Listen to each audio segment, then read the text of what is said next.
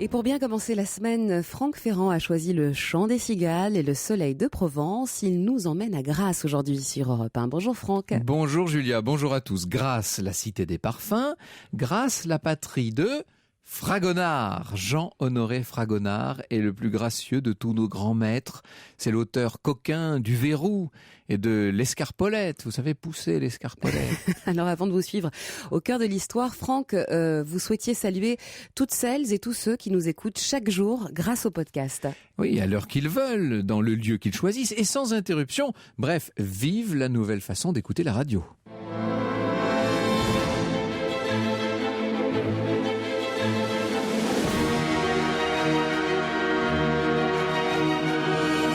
De 13h à 14h sur Europe 1, au cœur de l'histoire. Franck Ferrand.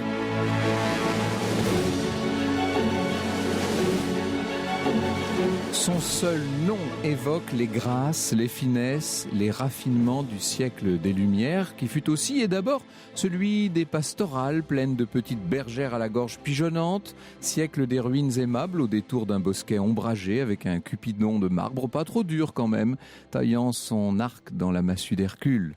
Fragonard. Fragonard, avez-vous à l'esprit ces jolies laitières potelées au cotillon retroussé, ces petits pas très frontés, les joues toutes roses et le chapeau de paille qui tombe, l'étoffe qui se dérobe et la chaise qui bascule dans un clair-obscur propice à toutes les friponneries. C'est cela, Fragonard, la pâte enlevée, fleurie, presque gazeuse, volontiers impudique, la scène légère et même leste servie par une fraîcheur de ton, par une douceur de la touche incomparable, toute la frivolité de l'ancienne France dans ce qu'elle a pu présenter tout à la fois de frais et de polisson. Fragonard, il y a tant de naturel chez lui, ses toiles paraissent à ce point le fruit d'une inspiration spontanée, exécutée dans l'instant et comme sans réflexion, qu'on le penserait libre d'attachement et de référence. Et lorsqu'on apprend qu'il a fait ses armes chez Chardin d'abord, puis chez Boucher, autant dire deux des plus grands maîtres de son temps, on ne peut s'empêcher d'être vaguement déçu. Évidemment, la technique et le savoir-faire ne sont pas ennemis du génie, bien au contraire, dans le cas présent, ils ont même partie liée avec lui. Mais qui sait encore aujourd'hui de qui ce peintre admirable fut l'élève? Qui se rappelle qu'il a été le favori des favorites et a su traverser 4 régimes et même qu'il finira conservateur du Louvre? Qui? Mais Sophie Chauveau, par exemple, qui dans un roman tout en nuances, L'invention du bonheur, nous fait vibrer aux émois de Jean Honoré. Elle sera tout à l'heure mon invitée. Auparavant, j'aimerais que nous fassions déjà connaissance avec le personnage. C'est pourquoi j'ai convié à nous rejoindre une historienne de l'art pour qui Fragonard n'a aucun secret. Bonjour Claudine Lebrun-Jouffes, merci d'être venue. Nous allons avec vous essayer de lever le voile sur un certain nombre des aspects essentiels de la personnalité du grand peintre. Alors il est né, ce Fragonard, dans une des plus jolies villes de la Provence, à Grasse, dans l'arrière-pays cannois. Alors certes, il n'y a passé que les 6 premières années de sa vie, après quoi il se méfiera sans cesse de Grasse et des Grassois, mais ce Parisien d'adoption y reviendra tout de même, notamment aux heures sombres de la Révolution, et puis il épousera une Grassoise, Marianne Gérard, qui elle-même était peintre en miniature et belle-sœur de la peintre Marguerite Gérard. Voilà pourquoi je tenais à commencer cette émission par une évocation de Grasse, devenue aujourd'hui la Mecque des parfumeurs, l'air sent divinement bon là-bas. Mais il faut dire qu'en 1732, quand Jean Honoré est venu au monde, l'air empestait, et empestait affreusement, car avant d'être la cité des parfumeurs, Grasse aura été celle des tanneurs et de la tannerie. Et la tannerie, on peut dire que ça ne sent pas bon du tout. Vous connaissez Elisabeth de Feydeau, notre spécialiste incontestée des douces fragrances. Fragrance, voilà un mot qui commence comme fragonard. Elle est professeure à l'école des parfumeurs de Versailles notamment, et forcément, elle connaît Grasse comme sa poche. Bonjour Elisabeth, merci de nous avoir rejoints. Alors, on peut dire qu'aujourd'hui, Grasse fait un peu figure d'épicentre de tout l'univers, de tout ce cosmos de la parfumerie. Oui, Grasse est toujours, en tous les cas, la référence du parfum, même si Grasse n'a plus l'activité économique qu'elle a connue, notamment à l'époque de Fragonard, où justement au XVIIIe, Grasse va devenir la cité du parfum absolument incontestée, et va prendre même la préférence à Montpellier, puisque c'était Montpellier au départ qui était la ville des parfums. Et évidemment, à Montpellier, une ancienne faculté de médecine et de pharmacie, qui dit pharmacien, dit onguent, etc., potion, donc parfum. Comment Grasse est-elle devenue, elle qui était la cité des tanneurs, des peaux et des cuirs, comment est-elle devenue la cité des parfums? C'est ce que nous allons voir avec vous dans un instant. Ferrand. Et Franck nous parle aujourd'hui sur Europe 1 d'un grand artiste. Nous partons en Provence sur les traces d'un peintre sensuel, plein de vie, amoureux de la lumière et inventeur d'un nouveau jaune, Fragonard. Et nous prenons nos repères en quelque sorte en compagnie de vos invités, Franck. Et nous sommes donc en compagnie notamment d'Elisabeth de Fédot pour parler de cette ville natale de Fragonard. C'est la ville de Fragonard, on verra à plus d'un titre du reste, cette ville de Grasse. On est donc dans la Provence, un peu en hauteur, ce qui fait que les nuits sont plutôt fraîches. Tout à fait, et puis surtout, justement, les hauteurs disent également les troupeaux et donc les tanneurs. Et puis, c'est d'ailleurs... Beaucoup de sources, beaucoup d'eau à Grasse, d'où les tanneries. Et donc, finalement, tout ce qu'il faut pour établir des tanneries. Donc c'est pour ça qu'à l'origine, Grasse était une ville de tanneurs dès le Moyen-Âge. Il ne faut pas oublier que les Italiens étaient, notamment tous les Italiens du Nord, de la Savoie de l'époque, étaient de grands consommateurs de cuir. Et que, donc ce n'était pas un hasard non plus s'il y avait autant de tanneries dans cette région. Et dès qu'on avait une ville qui était pleine de sources et d'eau, évidemment, on en faisait une ville de cuir. C'est le cas de Grasse. Et d'ailleurs, c'est des tanneurs, en fait, que le métier de parfumeur s'est développé, puisque quand on tannait les peaux à cette époque-là, on utilisait, et c'est ça qui sentait extrêmement mauvais dans les quartiers de tanneurs, des crottes de chien, de l'urine de cheval, des excréments humains également, qui avaient des propriétés donc pour tanner les peaux. Et du coup, il fallait les laver, mais il fallait aussi les désodoriser. Et donc, les tanneurs procédaient, selon la méthode orientale, à des bains de senteurs qui avaient pour but de créer une sorte de choc des titans, si vous voulez, entre ces odeurs toutes très fortes. Donc, on substituait évidemment à l'odeur pestilentielle des bonnes odeurs. Donc, à partir d'eau de rose, on essayait de recouvrir en quelque sorte. Voilà, on les recouvrait exactement, et ensuite on les faisait sécher à l'air. Et ce n'est que à l'époque de Catherine de Médicis, donc toujours encore l'influence italienne, que les tanneurs vont véritablement créer des parfums pour enfleurer les peaux selon le goût des personnes, donc des grands personnages, évidemment des dignitaires qui commandaient. Donc on a des cuirs parfumés en fait. Absolument. Comment est-ce qu'on parfumait ces cuirs? Alors, si on prend les bains de senteurs déjà dans un premier temps, on était donc avec des eaux de rose, beaucoup d'épices, de la cannelle, des choses très très fortes, des clous de girofle aussi qui également étaient antiseptiques. Et puis ensuite, on parfumait selon la mode.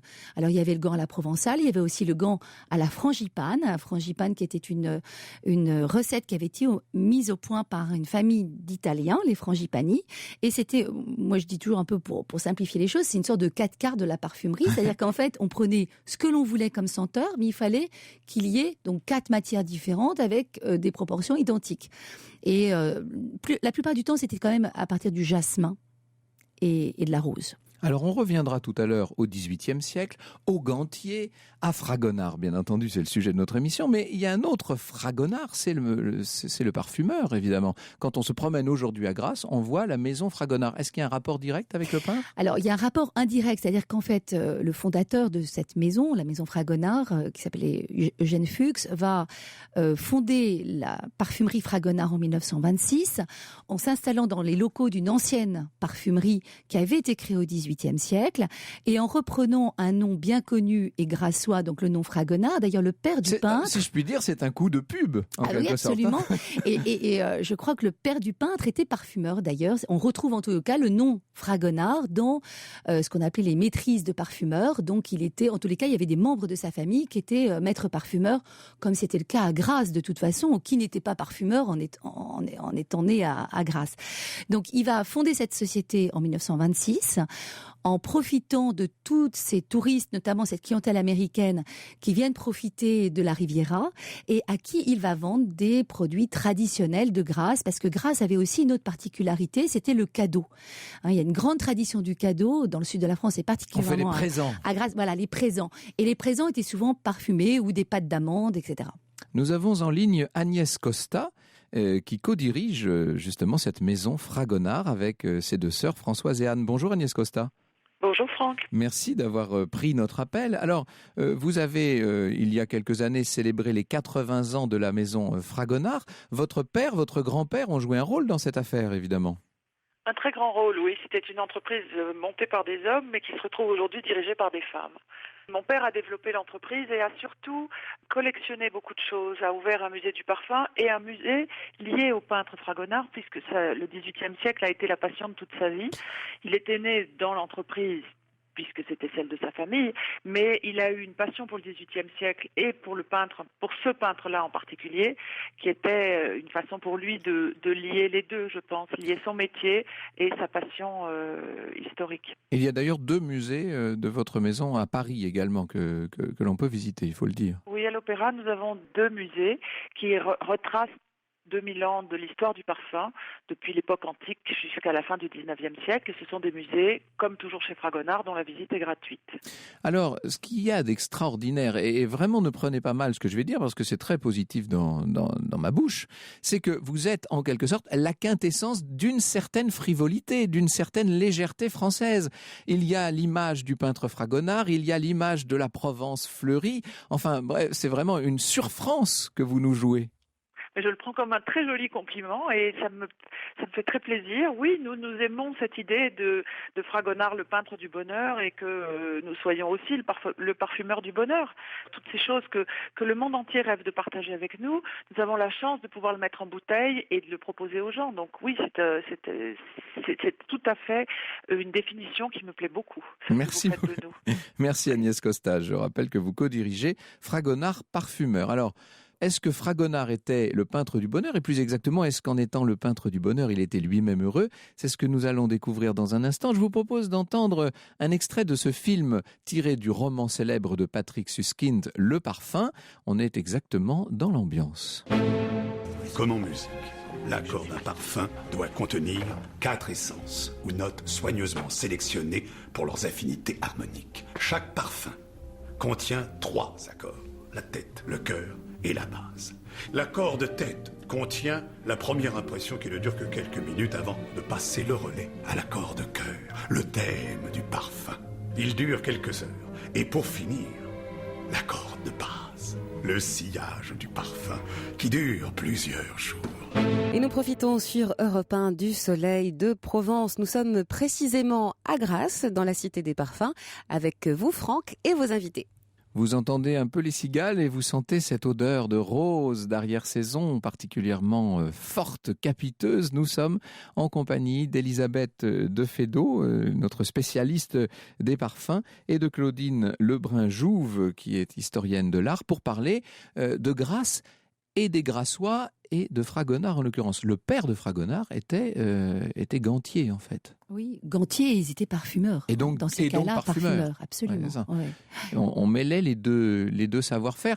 J'ai l'impression que les Grassois, si je puis dire, la famille paternelle de Fragonard, n'étaient pas vraiment les amis ni les alliés du peintre. Il a passé pas mal de temps à Grasse, il y est constamment revenu, mais il en est parti très tôt. Il en est parti très tôt, en effet, à 6 ans. Et on peut dire qu'il n'est retourné qu'une fois pour un séjour long, c'est-à-dire à la Révolution. Bien sûr, lui, qui n'aimait pas les tracas, qui n'aimait pas les soucis, qui n'aimait que le sourire, a fui Paris au moment de la Révolution. Et quand même, le clan Fragonard, semble-t-il, les Maubert, etc., oui, a passablement soutenu. Il y avait quand même une entente familiale. Quand ses parents, justement, étaient montés à Paris, ruinés, sa mère a beaucoup travaillé. Et son père a tenté, malgré son goût pour le jeu, de rétablir un petit peu la fortune familiale, mais je ne crois pas que ça ait pris beaucoup de succès. Donc on peut dire, si je vous comprends bien, Claudine Lebrun-Jouve, on peut dire que la personne forte dans la famille, c'est la mère de Fragonard. C'est elle qui tient à bout de bras sa petite famille et c'est elle qui va aider son fils, en fait. Oui, peut-être c'est ce qui lui a donné le goût des femmes d'ailleurs. Cette Oui. femme devait avoir un fort caractère. Alors Fragonard va manifester un don très précoce pour le dessin d'abord et pour la peinture. Bien sûr. On essaye de le faire travailler comme les gens travaillaient, les gens simples travaillaient très jeunes. Donc on le met chez un notaire, Petier-Saute-Ruisseau, il n'a rien à faire de ça. Par contre, quand il va travailler, il passe par toutes les églises de Paris et dessine comme un fou. Bon, et je suppose, on n'a pas ces petits croquis d'ailleurs d'enfance. Donc finalement, on se dit, il faut peut-être le caser chez un peintre en apprenti. Et voilà. Donc on l'envoie à Boucher, qui était très connu, mais Boucher le trouve un peu insuffisant. Le petit Fragonard, il n'est pas au point. Et Fragonard donc passe chez Boucher, qui n'en veut pas, qui dit, allez faire des progrès chez Chardin.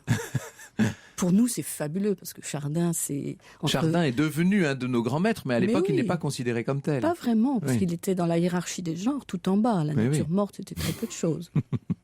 Et pourtant, pour nous, Watteau, Boucher, Fragonard et Chardin... Ben oui, ce sont les quatre sont les phares du XVIIIe siècle. Absolument, ce qui n'était pas le cas à l'époque. Donc il passe chez Chardin, qui lui non plus n'était pas très, très académique hein, dans son enseignement. Il lui dit, grossièrement, je résume, il y a une très belle phrase rapportée par le petit-fils de Fragonard, mais il lui dit, il faut tripatouiller, gratouiller, frottouiller, etc. Et puis quand c'est bien, vous arrêtez. C'est à peu près ce que Chardin lui a dit.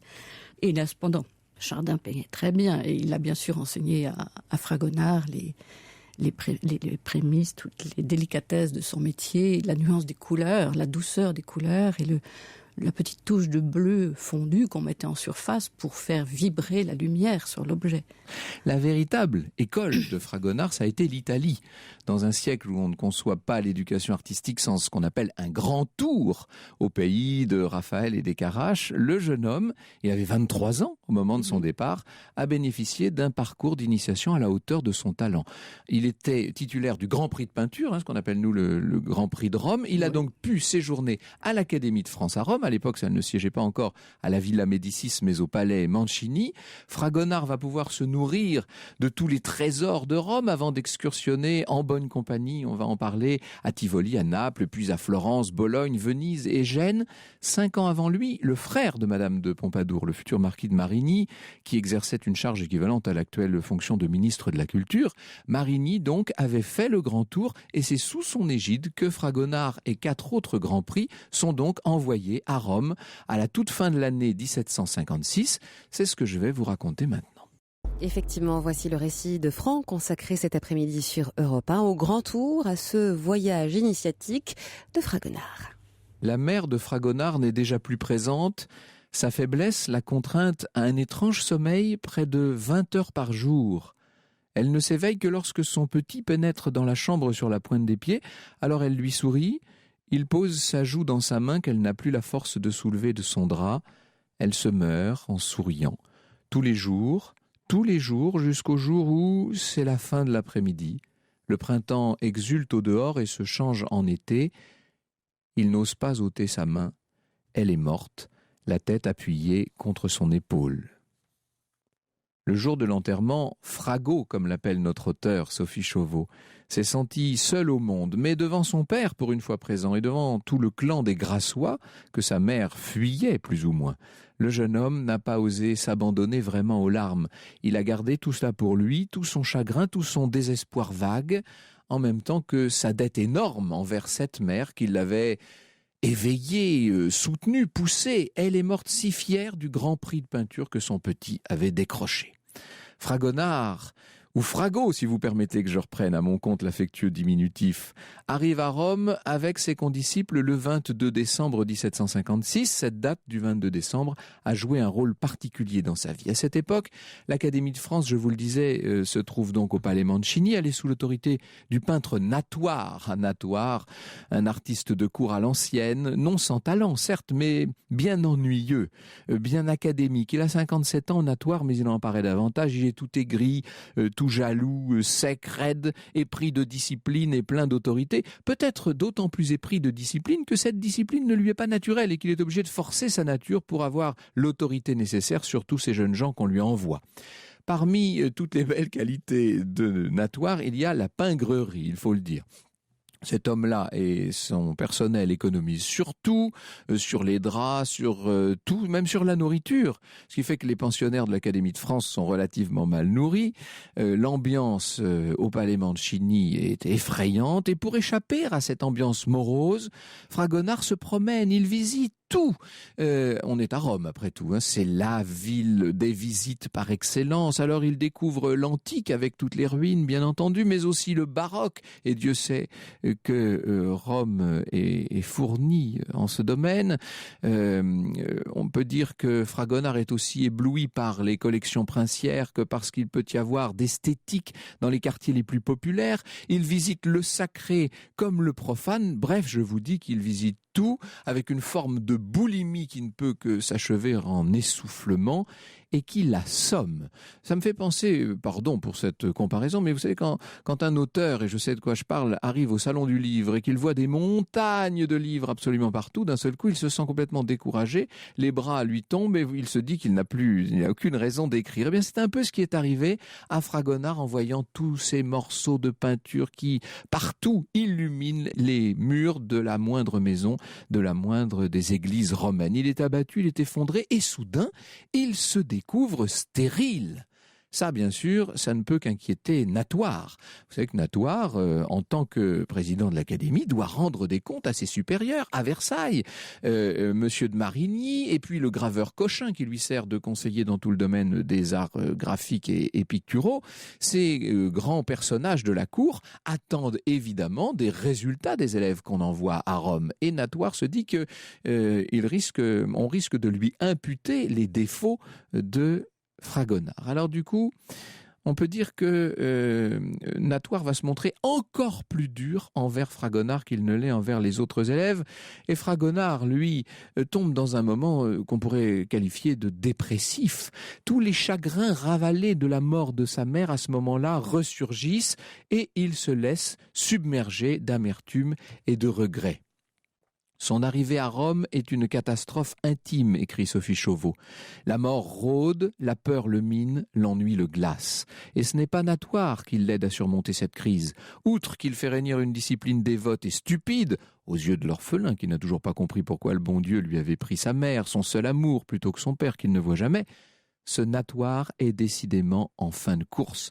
S'il n'a pas été un bon peintre, et Fragot ne s'autorise pas encore à en juger, il est visible qu'il n'a plus grand-chose à dire en couleur aujourd'hui.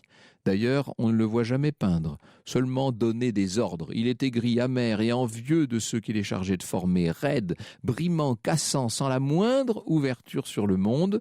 Ajouté au poids de Michel-Ange, au génie de Raphaël, Jean-Honoré se sent basculer dans une mélancolie sans fond et ce ne sont pas les objurgations de Natoire qui vont arranger les choses. Vous savez, Fragonard par nature est indiscipliné, alors il va adopter une attitude qui est évidente dans une situation comme la sienne. Il se met à ne plus rien faire, et d'autant moins qu'on l'oblige à copier. Vous savez, il s'agit de copier les maîtres du passé, copier sans invention, copier ces toiles qui sont déjà des chefs-d'œuvre et dont la copie n'apportera finalement jamais rien à personne. Jamais de création sur un modèle original, interdiction de prendre sur le vif le croquis d'un paysage. Ce que ressent Fragonard dans cette affaire, c'est qu'il n'y a plus de liberté. Or, sans liberté, il n'y a plus d'invention, et sans invention, il n'y a plus de vie. En lui, le ressort se casse. Il découvre que ce qu'il aimait à travers la peinture, c'était l'invention, et que ce qu'il recherchait, c'était la liberté. Il se trouve maintenant dans cette Rome, certes vouée à tous les arts, mais qui pour lui est ce qu'on pourrait appeler une prison dorée. Alors il va passer de très longues heures dans une église à observer une toile de Caravage. Il sent bien qu'il a perdu le goût de peindre, qu'il a perdu l'appétit. Il a même plus envie de s'amuser, lui qui était la joie de vivre incarnée. Son camarade Pajou essaie de le secouer. Il l'emmène avec lui dans un bordel du quartier populaire du Trastevere. Eh bien non, même cela, Fragonard n'en a plus envie.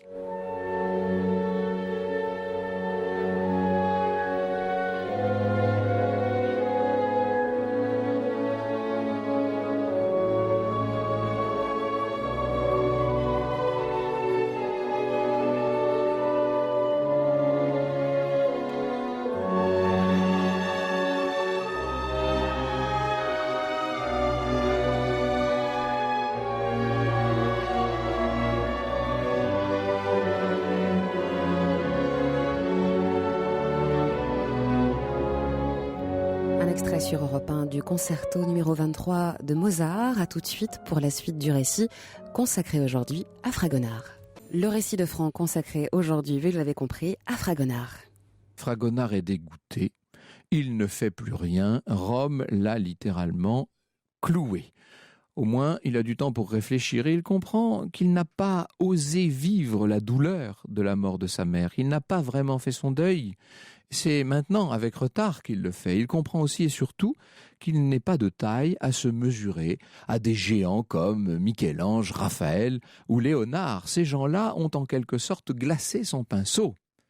Sur ordre de Natoire, il a commencé à copier un Cortone dans la chapelle des Capucins. Seulement, il n'avance pas. Et en lui-même, disons-le, il a renoncé. Sauf que le président de l'Académie se lasse. Il avait jusqu'ici le fils de Chardin comme tête de Turc. Il se trouve qu'il a renvoyé le jeune Chardin. Et maintenant, son mouton noir s'appelle Fragonard. Je reprends le récit de Sophie Chauveau. « J'ai des comptes à rendre, moi, monsieur. » Vous avez bien compris que c'est Natoire qui parle. Je ne peux me permettre de nourrir un incapable ou un paresseux. Il n'est pas encore décidé si vous êtes l'un ou l'autre. Savez-vous que j'ai déjà dû écrire plusieurs fois au marquis de Marigny pour différer vos envois, expliquer, sinon justifier vos retards ? Mais enfin, si je pouvais, monsieur Taratata, si vous pouviez, monsieur, dites plutôt si vous vouliez. On ne vous a tout de même pas forcé, sous peine de mort, à pratiquer l'art de peindre. Vous avez bien dû le vouloir un jour, et même le pouvoir, à ce qu'on m'a dit. J'ai entendu vanter votre pièce de concours, en des termes dont vous devriez rougir. Si j'en juge par vos médiocres croquis, vous en seriez aujourd'hui absolument incapable, à moins que vous n'en soyez pas l'auteur. Monsieur, je ne vous permets pas de douter de moi. Eh bien, prouvez-nous que vous êtes bien l'auteur de ce fameux Jéroboam qui fit l'admiration de toute l'Académie. Jusqu'à être démenti par votre travail, je vous tiens, moi, pour un imposteur. Je vous donne 3 mois pour me montrer ce dont vous êtes capable, pas un jour de plus. Au-delà, vous suivrez le chemin du malheureux fils Chardin, le déshonneur de son père. » Et fier et roide comme le glaive de la justice, écrit Sophie Chauveau, Natoire le laisse là anéanti. Chassé à la porte, non. Alors, quoi, copier le Cortone ? Mais il n'y arrive pas, absolument pas. Une fois seul, Fragonard s'effondre. Quelque chose est cassé chez ce jeune homme. Sophie Chauveau nous dit qu'une digue se rompt. Il n'a ni la force ni l'énergie de retenir ses râles. Il se met à pleurer, à hurler, à rouler par terre. Et Natoire, chose qu'on n'aurait jamais cru possible, Natoire va être ému par la situation de ce jeune homme. On le voit qui s'approche. Je reprends le récit de Sophie Chauveau. Il s'accroupit devant lui tout près, pose sa main sur sa tête et la lui caresse, un vrai geste de grand-mère. Là, tout doux, ça va passer. Des mots de grand-mère. Quelque chose se débloque dans sa poitrine, cette soudaine douceur, ce geste maternel. Il ne pleure plus, il hurle. Et voilà soudain ce vieux peintre attendri et qui, de peur peut-être d'être tenu pour responsable, encore une fois, de ce qui s'est passé, de peur peut-être que M. de Marigny ne lui en veuille, et pourquoi pas le roi, voilà ce vieux peintre qui va déployer des trésors de douceur et d'ingéniosité pour ramener l'artiste dégoûté à la peinture. On le voit emmener Fragonard en promenade, il lui propose de peindre d'une manière différente, il lui suggère des cadrages nouveaux, il le dispense de travaux de copie, ça c'est très important pour le jeune homme, il l'autorise à prendre des croquis sur le vif, et précisément c'est ce qu'il fallait faire, comme par enchantement, le goût de peindre va revenir à Fragonard. Il le laisse choisir les maîtres qu'il préfère étudier. Rubens peut-être ? Non, finalement le jeune homme décide de lui-même de se remettre à sa copie de Cortone, et cette fois, il l'achève. Ce qu'il y a de beau et de touchant même, c'est que Natoire, sous ses dehors revêches, a compris la raison profonde de la crise que traversait son élève trop sensible. Il l'a comprise, il l'excuse, il va en tirer un enseignement. La vérité, c'est que Fragonard est visiblement trop sensible au génie pictural. Il comprend trop les grands maîtres et se laisse abattre, il se laisse décourager par leur génie. Alors, plutôt que d'épuiser le génie naissant de son Fragonard en l'obligeant à copier le génie passé d'un Titien ou d'un Raphaël, Natoire va lui proposer comme modèle de plus petits maîtres, assez faciles à égaler comme Tiepolo ou à dépasser comme François Solimène. Il n'en fallait pas plus à notre maître en herbe pour reprendre goût à son art, pour tenter à nouveau de dépasser les autres et de se surpasser lui-même. Bien vu, monsieur Natoire, vous n'étiez sûrement pas la brute qu'on a parfois voulu voir en vous. Je laisse la conclusion de cette affaire et de cette crise à Sophie Chauveau. Rien de tel que les décadents pour se consoler des génies. Nous avons bien compris que l'original est toujours préférable à la copie. L'original est avec nous dans ce studio. Nous retrouvons Sophie Chauveau dans un instant. Franck Ferrand sur Europe 1, au cœur de l'histoire. Nous vous retrouvons, Franck, avec votre invité du jour, Sophie Chauveau, que vous avez déjà citée tout à l'heure, écrivain, auteur de Fragonard, l'invention du bonheur, aux éditions Télémac. Merci Sophie Chauveau d'être avec nous et alors surtout merci d'avoir écrit ce magnifique ouvrage, Fragonard, l'invention du bonheur, aux éditions Télémac. On partage, et ça c'est assez rare dans un roman historique, on partage l'une après l'autre les différentes émotions qui ont constitué ce personnage. C'est un portrait tout en finesse que vous nous livrez de lui. Alors, cette crise romaine est assez drôle. Ce qu'il faut savoir, c'est qu'elle va être suivie, au contraire, par une véritable explosion romaine. Il se met d'un seul coup à aimer cette ville, non seulement cette ville, mais toute la péninsule italique. Il se fait des amis, des amitiés extrêmement fortes, et il va découvrir d'autres amis, ceux du passé, les grands maîtres italiens dont il fera enfin ses alliés. Oui, la période romaine est très ambiguë puisqu'elle est à la fois désespérée et fabuleuse puisqu'elle est un tremplin pour toute sa vie, notamment grâce à ses amitiés qui sont Sanon et Hubert Robert. Alors Hubert Robert n'est pas vraiment lui un élève de l'Académie de France, mais il est protégé par Choiseul, hein, donc ça revient au même. Et il y loge.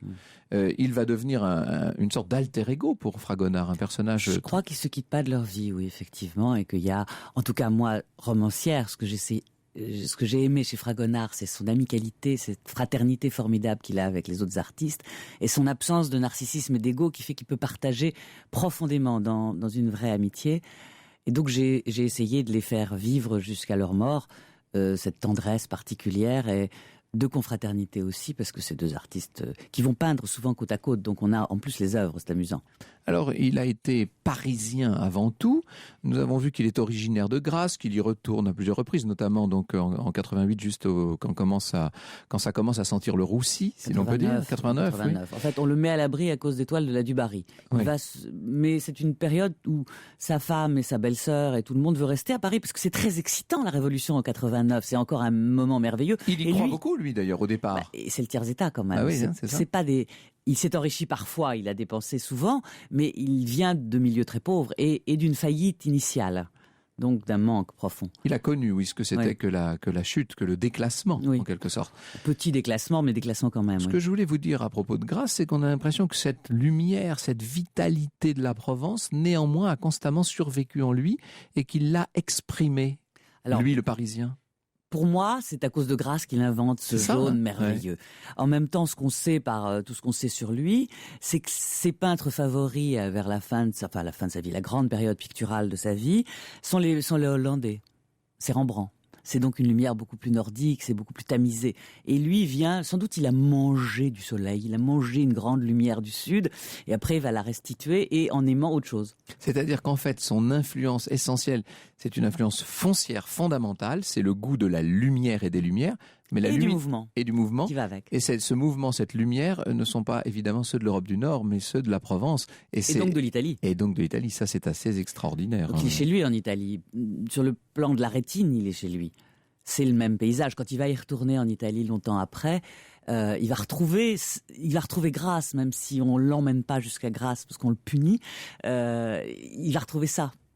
Nous aurons peut-être l'occasion dans les temps qui viennent de faire une émission sur le Louvre, une de plus, j'en ai fait quelques-unes, mais c'est vrai qu'il y a dans l'histoire de ce palais, devenu musée, une longue période qu'on a tendance à oublier, c'est celle où le Louvre accueille non seulement les académies, mais aussi un certain nombre d'ateliers de peintres. C'est une sorte de cité des arts, Sophie Chauveau. Alors moi, ça m'a beaucoup surprise, parce que je l'ai découvert un jour forcément.